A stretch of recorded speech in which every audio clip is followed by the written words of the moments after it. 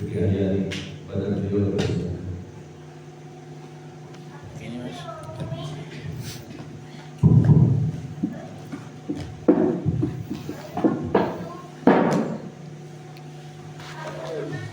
Bismillahirrahmanirrahim. Assalamualaikum warahmatullahi wabarakatuh. Ila hadratin Nabil Mustafa Rasulillah Muhammad sallallahu alaihi wasallam wa ala alihi wa auladihi wa duriyatihi wa sahabati wa tabi'ina tabi'ina syarihin wal ulama'i wal waliyallahu Syekh Abdul Qadir Jailani wa ila ruhi almarhum Kiai Haji Gandung Danu Masyhuri bin Sastro Pawiro wa ila ruhi almarhum Bapak Ustadz Liwan Hadi Sudarmo bin Darmantaryo wa ila ruhi jami'al kubur minal muslimina wal muslimat wal mu'minina wal mu'minat khususan fi qaryati Desa Sadahayu. Allahumma ghfir lahum warhamhum wa'afihi wa'fuanhum. Al-Fatihah. A'udzu billahi minasy syaithanir rajim. Bismillahirrahmanirrahim. Alhamdulillahi rabbil alamin arrahmanir rahim maliki yaumiddin. Iyyaka na'budu wa iyyaka nasta'in ihdinas siratal mustaqim. Shiratal ladzina an'amta 'alaihim ghairil maghdubi 'alaihim waladdallin. Bismillahirrahmanirrahim. Alhamdulillahi rabbil alamin. Alhamdulillahi ala nikmatil iman. Alhamdulillahi ala nikmatil Islam. Asyhadu an la ilaha illallah wa asyhadu anna Muhammadar Rasulullah. Allahumma sholli ala sayyidina Muhammad wa ala ali sayyidina Muhammad sallallahu alaihi wasallam. Yang dimuliakan Allah, beliau Bapak Imam Masjid Jami Al-Munawwarah. Yang dimuliakan Allah, beliau Ibu Ustadz beserta seluruh keluarga rahimakumullah. Yang dimuliakan Allah, beliau Bapak pemimpin kita yaitu Bapak Lurah Sadahayu yang alhamdulillah kita doakan semoga beliau senantiasa diberikan kesemangatan dan kekuatan lahir batin Allah oleh Allah Subhanahu wa taala. Selanjutnya yang dimuliakan Allah, beliau Bapak Ketua BKM, Bapak Haji, Bapak Ustadz Edianto, Ustadz seluruh jajarannya yang semoga senantiasa semakin diridhai Allah Subhanahu wa taala. Tak lupa kepada seluruh kasepuan, piri sepuh, wabil khusus kepada Bapak mantan Kepala Desa Sadahayu, Bapak Paing, dan juga beliau Bapak Ustadz Raski Mulyadi. Yang alhamdulillah kita doakan semoga beliau senantiasa semakin diridhai Allah Subhanahu wa taala. Amin. Tak lupa kepada Bapak Imam Masjid, para tokoh agama, ulama masyarakat, para kader Islam, para pejuang tauhid, para penegak agama Allah, ibu-ibu, bapak-bapak sadayana, adik-adik yang semoga senantiasa kita semakin diteguhkan tauhid kita oleh Allah Subhanahu wa taala. Pada kesempatan malam ini sebelum pengajian dimulai, mari senantiasa kita bersyukur atas nikmat Allah yang mana perlu disyukuri bahwa kita bisa duduk pada majelis ini pun sejatinya karena dilempangkan oleh Allah, karena didudukkan oleh Allah, karena ditakdirkan oleh Allah Subhanahu wa ta'ala. Pada kesempatan malam ini, kesempatan yang sangat mulia ini, marilah senantiasa kita buka dada kita, Pak. Kita buka hati kita, yang mana itu merupakan proses awal, proses Isra wal Mi'raj Rasulullah Muhammad sallallahu alaihi wasallam. Tinggalkanlah semua atribut-atribut keduniaan kita manakala kita ingin berjumpa dengan Allah Subhanahu wa taala. Manakala hati ini belum dioperasi cek sundana teh, Bagaimana dioperasi, dibuka saja belum, ya. Dadanya belum dibuka oleh Allah, masih tertutup rapat akan semua hijab-hijabnya dunia ini yang sangat tebal, yaitu dirimu sendiri. Yang kedua adalah yahjubuhum bi ilmihim, yahjubuhum bi amwalihim, yahjubuhum bi ibadatihim. Ingatlah Pak Bu, semua itu bisa menjadi hijabnya dada kita untuk menerima dinul haq dari Allah Subhanahu wa ta'ala. Maka kami mengingatkan, ayo pada kesempatan malam ini buka dulu terlebih dahulu dada kita untuk menerima apa-apa yang akan disampaikan oleh Allah Subhanahu wa ta'ala. Tinggalkanlah kedua sendalmu di luar sana, yang artinya syirik dohirmu dan syirik batin kita, agar hati kita mengalami proses, yaitu proses dicuci oleh air zam-zam oleh malaikat Jibril, yang sejatinya itu adalah lambang ilmu. Ingat Pak Bu, bahwa hati kita itu kalau belum dibersihkan oleh ilmu, oleh air zam-zam, maka masih dalam keadaan gelap gulita. Bahkan di dalam Al-Quran Allah berfirman dalam surat Al-Isra ayat 72, wa man kana fi hadihi a'ma, wa man kana sahawae jalma fi hadihi, ketika masih di alam duniana, a'ma, buta mata hatinya Pak Bu, buta mata hatinya akan pertemuan dengan Allah. Maka Allah lanjutkan, fahuwa fil akhirati a'ma, di akhirat komo cek sunana teh, lebih-lebih di akhirat jangan harapkan pertemuan dengan Allah, karena di dunia saja mengingkari pertemuan akan Allah Subhanahu wa ta'ala. Akan kita bedah satu persatu nggih Pak? Boleh saya bedah Pak? Boleh nggih? Mau dilanjutkan? Iya. Alhamdulillah. Selanjutnya, ketika kita sudah menyadari hal tersebut, kondisi hati kita yang masih penuh dengan kekotoran perlu diakui Pak. Meskipun saat ini kita mungkin sudah merasa terbebas dari semua syirik dohir, kita meninggalkan semua tradisi jahiliyah, kita meninggalkan semua jimat-jimat, kita meninggalkan semua penglarisan, kita meninggalkan semua raja-raja, kita meninggalkan semua dan sebagainya, yang mana dengan pusaka itu kita meyakini ada kekuatan selain Allah. Kita sudah tinggalkan semuanya itu belum dikatakan selamat. Mohon maaf Pak, kami harus tegas menyampaikan ini saking sayangnya Pak. Betul, saking sayangnya Allah sama panjenengan, sama kita semuanya, ingin mengentaskan umat sadahayu, yang mana ketika sudah melepaskan satu sendalnya di luar, tolong jangan dibawa satu sendalnya masuk ke dalam masjid. Apa itu sendal kedua? Yaitu syirik batin, syirik lembut, syirik khafi, yang mana itu wujudnya adalah munculnya dari sifat basyariyah Pak.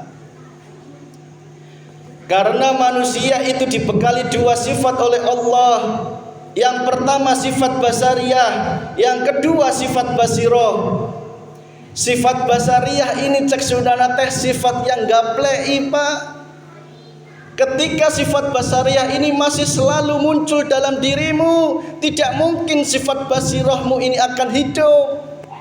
Karena sifat basiroh inilah, ya ayat Tuhan nafsul mutmainah, irjingi, disitulah letaknya nafsu yang mutmainah, yang akan selalu hati ini mengajak untuk selalu bertemu Allah Subhanahu wa ta'ala Pak. Maka penyakit hati yang sifat basariyah ini harus kita bedah. Sifat basariyah ini diturunkan ada 3 nafsu di dalamnya. yaitu nafsu amarah, nafsu paru-paru mededek Pak, ya. Jengkel nggih Pak nggih. Nggih Pak nggih. Ya, pengajian malam-malam ya Allah ya, hujan-hujan yes, ya. Sedikit ada hal seperti itu masih dinamakan nafsu ama. Ya. Pengajian datang ya, jauh-jauh ya, disuruh bawa istrinya meladeni kopinya tidak enak, jengkel nggih Pak, marah ya. Tolong nafsu amarah ini jangan lagi ada di dalam hati kita, karena itu wujud masih ada satu biji syirik di dalam hati kita Pak. Ya. Amarah, dendam Pak. Ayo kami mengingatkan, mumpung masih bulan Rajab, mumpung bentar lagi ruah Rajab, kita bereskan nafsu amarah kita dengan istri, anak, saudara, semua saja tetangga yang masih nyimpan jengkel, bededek, emosi, dendam, sewot, nggak enak, enek, ngelihat banget nanti resep ya Pak nggih. Itu kalau masih ada ngibadahmu 1000 tahun pun kami sampaikan dengan bil haq, itu masih dicela oleh Allah Subhanahu wa taala Pak. Siap nggih Pak dibereskan itu nggih Pak nggih? Siap nggih Pak?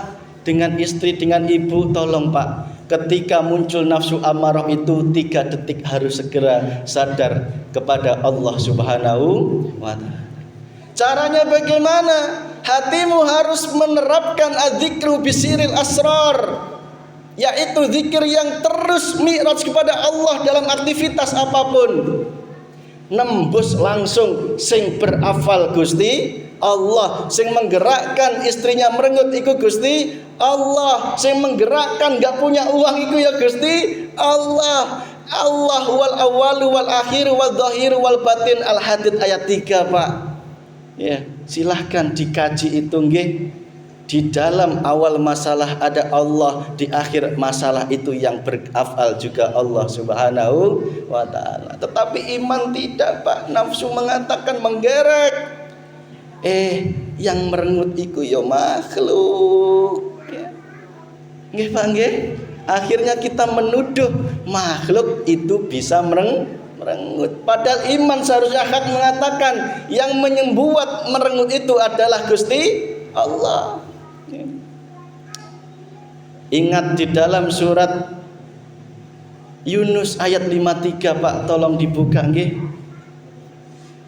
Inna nafsaka la amaratum bisu. Ya, kalau nggak salah Pak, sesungguhnya nafsu itu mengajak dalam kedzaliman atau kesatan jauh dari Allah Subhanahu wa taala. Mangga Pak, itu PR kita. Jangan sampai Ramadan ya Allah kita tarawihnya mungkin rajin, tahajudnya rajin, nggih. Puasanya getol tetapi hati masih memendam dendam, iri, dengki, nafsu amarah yang wujud paru-paru tadi, tolong segera bereskan. Yang kedua, nafsu wujudnya perut lawamah. Ya. Itu adalah nafsu tentang cinta kita dunia Pak. Cinta sing kaya makin medit ya. Zakatnya, infaknya, sodakohnya mulai kendor ya Pak Bu nggih. Itu tolong ayo kita tingkatkan di hadapan Allah Subhanahu wa taala. Yang ketiga yaitu nafsu otak, nafsu nafsiyah.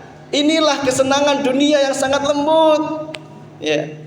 Ingin dihormati, dihargai, diwahkan, diorangkan. Ingat Pak, itu adalah suatu kekotorannya hati, yang mana nafsu nafsiyah itu akan selalu menggeret kita untuk menuhankan diri kita sendiri. Betul nggih Pak nggih? Ya. Itu kuncinya adalah masih adanya pengakuan aku bisa bergerak, aku bisa berafal. Sejatinya yang berafal itu adalah Allah Subhanahu wa taala. Proses itulah Pak, proses pembersihan hatimu baru bisa dikatakan engkau Isra Pak. Baru bisa dikatakan Isra. Apa itu Isra? Minal Masjidil Haram ilal Masjidil Aqsa, dari satu rumah ke rumah, dari masjid ke masjid, dari rumah ke sawah, dari rumah ke masjid. Itu akan bernilai Isra di mata Allah manakala hatimu sudah bisa membersihkan semua itu, Pak. Ya. Engkau dari rumah saja ke majelis itu belum bisa dikatakan Isra manakala engkau belum sadar subhanalladzi maha suci hidup Allah yang telah Isra menggerakkan bi'abdihi. Ya. Berarti menggerakkan hambanya itu dari rumah ke masjid itu harus disadari mutlak oleh hamba Allah Subhanahu wa ta'ala. Saya yakin, Pak, ciri jika hatimu masih tertutup tidak mau menerima ini, Pak, ya, masih menuduh makhluk bisa bergerak sendiri. Padahal Allah mengatakan la haula wala quwata illa billah, tiada daya dan kekuatan kecuali miliknya Allah. Ya. Maka Pak, engkau macul, engkau makan, engkau nyeseh, ibu-ibu ya, sadari itu semua adalah semata-mata karena karunia dan digerakkan oleh Allah Subhanahu wa ta'ala. Selanjutnya Pak, ketika Rasulullah sampai ke Masjidil Aqsa, di situ Rasulullah berkumpul dengan ruhnya para nabi, Pak. Ada spesial khusus bagi orang-orang beliau-beliau para nabi Allah, para orang-orang yang gugur di jalan Allah. Ingat di surat Ali Imran ayat 169 Allah mengatakan, jangan sekali-kali engkau mengira orang yang gugur di jalan Allah itu mati. Tidak, justru mereka hidup dan mendapatkan di sisi Allah dan mendapatkan rizki dari Allah Subhanahu wa ta'ala. Tapi ingat Pak, kami mengingatkan kepada kita semua Pak, ada ayat yang mengatakan di dalam surat Al-Mu'minun ayat 99-100, silahkan dibuka Pak.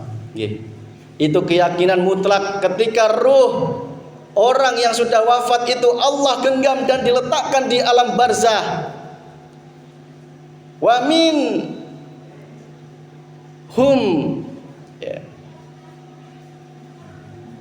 Di dalamnya ada barzah, yaitu sekat yang tebal antara alam kubur dengan alam dunia, Pak. Ya. Jadi hak bahwa ruhnya orang-orang itu ada di alam kubur itu dua hal, yaitu kalau enggak mendapatkan azab dan mendapatkan kenikmatan rezeki dari Allah Subhanahu wa ta'ala. Ya. Tolong jangan sampai terkecoh, Pak. Perlu kami sampaikan dinul haq, ajaran yang lurus dari Allah, bahwa sesungguhnya ketika sebaik-baiknya sang pembuat siasat adalah jin, tetapi ingat sang maha pembuat siasat yaitu Allah Subhanahu wa ta'ala. Lembut Pak, hati-hati dengan jebakan itu. Awal-awal mungkin masih menyampaikan tentang kebaikan, tetapi di endingnya pasti terselip sesuatu yang keluar dari tauhid. Itu berarti datangnya bukan dari Allah Subhanahu wa ta'ala, alias dari nafsu, Pak. Hati-hati Pak, kami mengingatkan, tolong jangan ada kemunduran tauhid sedikit pun. Ketika orang-orang di alam barzah menyesal, aku dulu tidak bisa sedekah, aku pengen balik. Tidak, ya, tidak bisa kata Allah. Ya. Engkau harus mempertanggungjawabkan di alam kubur. Ya. Ingat Pak, kita ada jin khorin Pak. Jin khorin itu bisa menyerupai ulama terbesar sekalipun, illa Rasulullah, kecuali Rasulullah Muhammad Sallallahu Alaihi Wasallam. Bahkan Allah pun bisa diaku Pak. Ya, hati-hati. Ini pernah terjadi di Syekh Abdul Qadir Jailani, mengaku, Syekh Abdul Qadir Jailani, aku Allah Tuhanmu, kamu nggak usah sholat lagi. Tidak, engkau nafsu, pergi. Ya, Syekh Abdul Qadir Jailani hati nuraninya mengatakan dengan hak, justru itulah Al-Quranul Qadim yang bisa membedakan ini Allah atau nafsu. Selanjutnya ketika kita ingin bermi'raj kepada Allah, itu merupakan perintah yang hak dari Allah untuk wajib hati makrifat kepada Allah di dunia. Ingat Pak, Rasulullah bisa mi'raj itu dibekali oleh buruk Pak. Ya. Buruk itu dilambangkan dengan apa Pak? Kuda nggih, hewan ya. Itu adalah nafsu harta Pak. Lambang sayapnya nafsu jabatan Pak. Mukanya, kepalanya adalah wanita cantik, itu adalah wanita, harta tahta wanita. Jangan dihindari, tetapi jadikan itu sebagai kilat barkun yang cepat menuju Allah Subhanahu wa taala. Sing golek rezeki semakin semangat, itu ada Allah. Ya. Nggih Pak, betul nggih? Yang punya jabatan jadikan itu jalan menuju Allah, jangan sebaliknya. Yang punya ilmu jadikan itu jabatan, jadikan kendaraan menuju Allah. Ya. Hati-hati Pak, itu semua bisa dikendalikan dengan yang namanya al-dzikru bisiril asrar.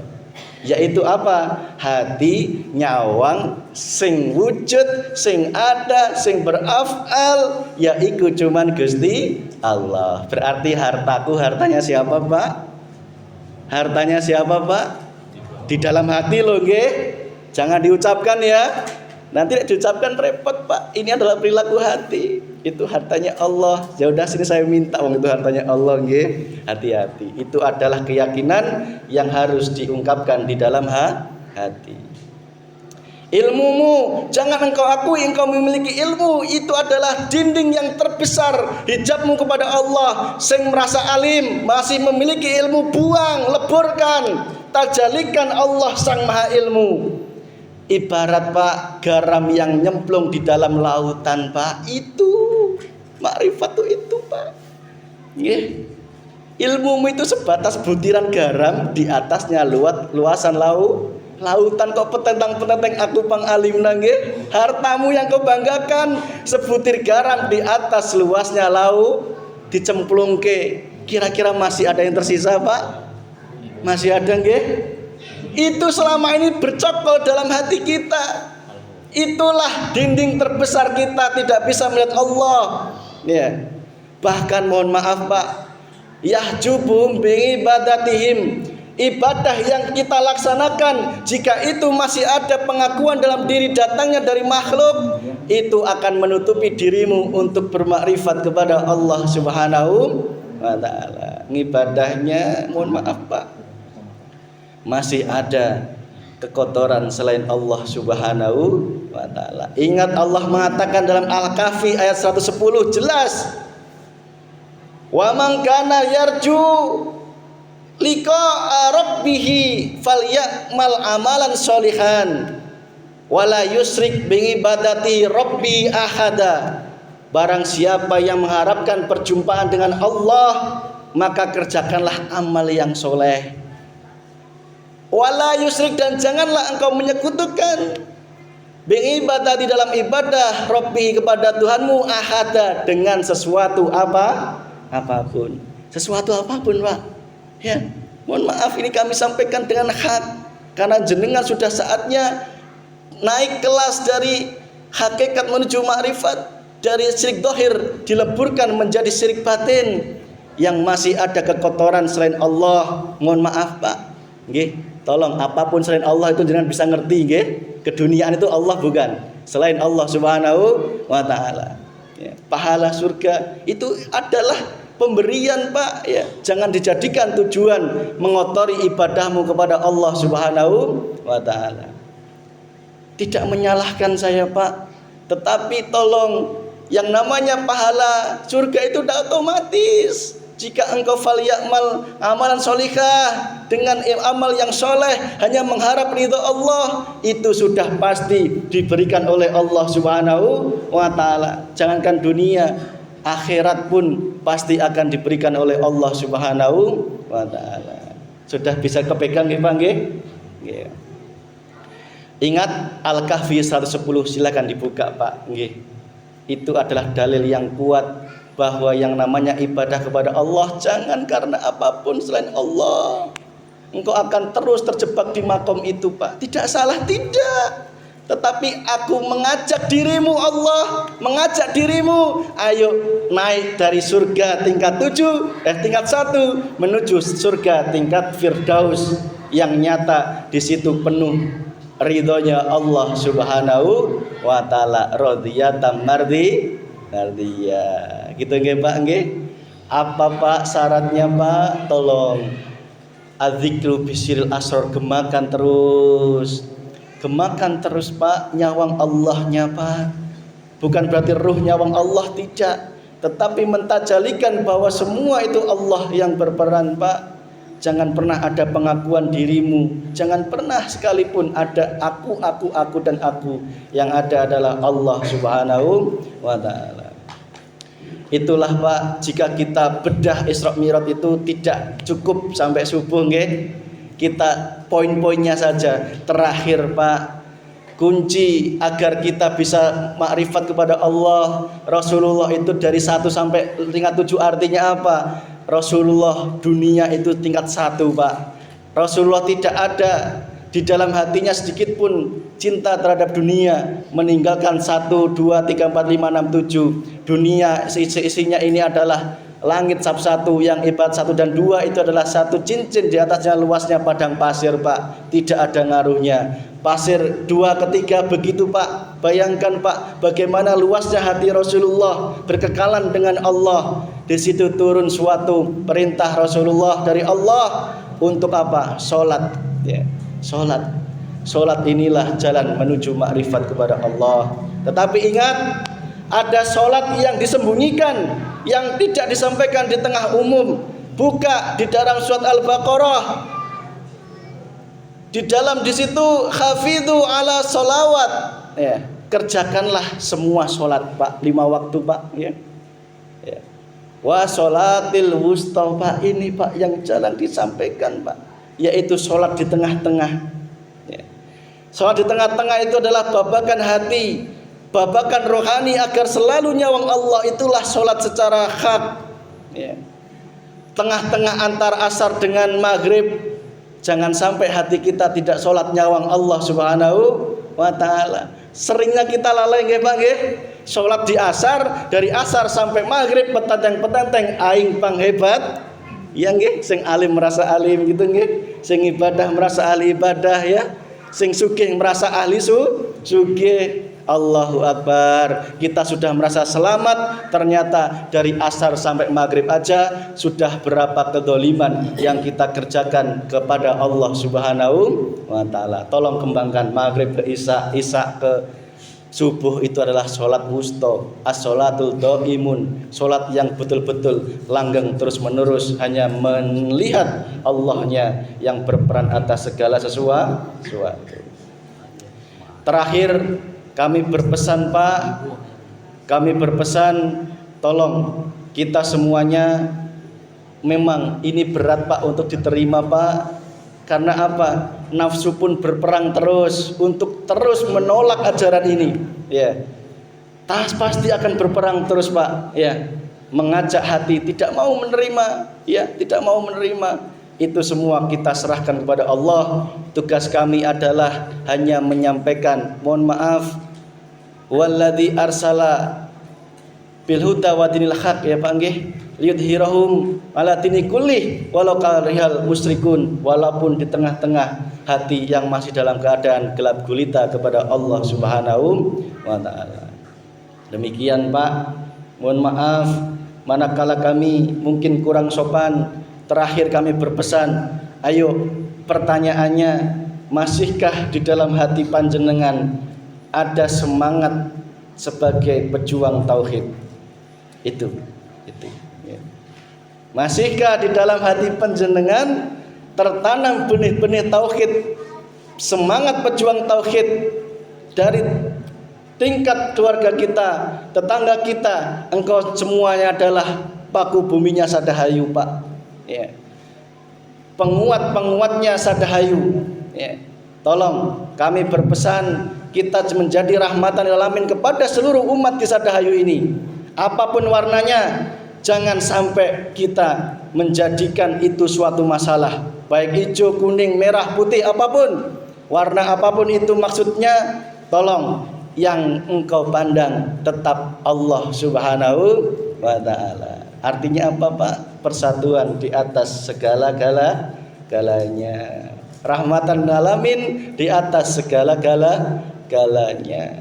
Nggih, Pak, nggih. Nggih, itu nggih, Pak, nggih.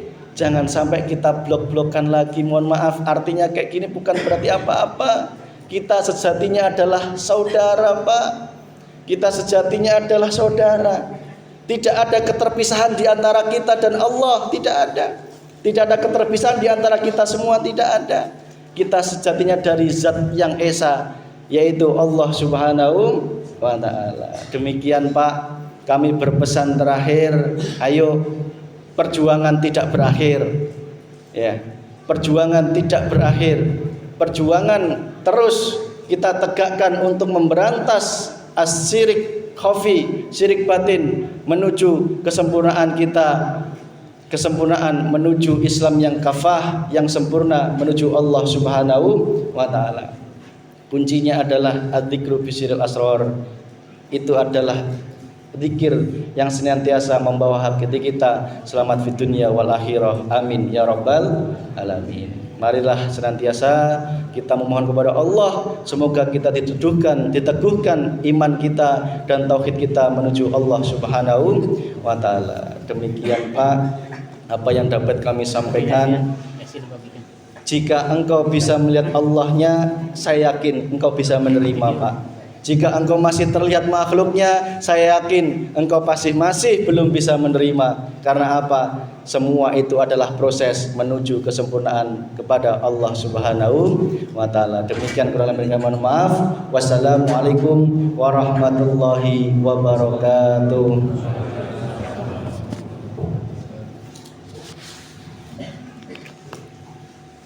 Terima kasih telah disampaikan kepada beliau Bapak Bikayani yang telah menyampaikan tentang peristiwa Isra Mi'raj. Mudah-mudahan hati kita semuanya bisa terbuka untuk mendapatkan hal ilahi, yaitu saya Allah Subhanahu wa taala, yaitu petunjuk hidayahnya, sehingga kita bisa dimudahkan dalam melaksanakan terutama adalah kewajiban sholat 5 waktu yang telah kita laksanakan bersama-sama. Dan mudah-mudahan kita istiqomah dalam menjalankannya betul dalam keadaan kabur. Bapak Ibu yang kami hormati, dan selanjutnya adalah kegiatan amalia yang akan dibawakan oleh beliau Bapak Imam Mansur dengan Gunawan pada beliau Bapak Hamdan.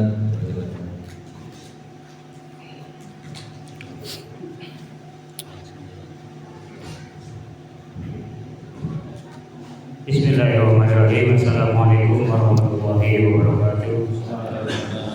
Alhamdulillahirabbil alamin wassalatu wassalamu ala asyrofil anbiya'i wal mursalin wa ala alihi wa sahbihi ajmain.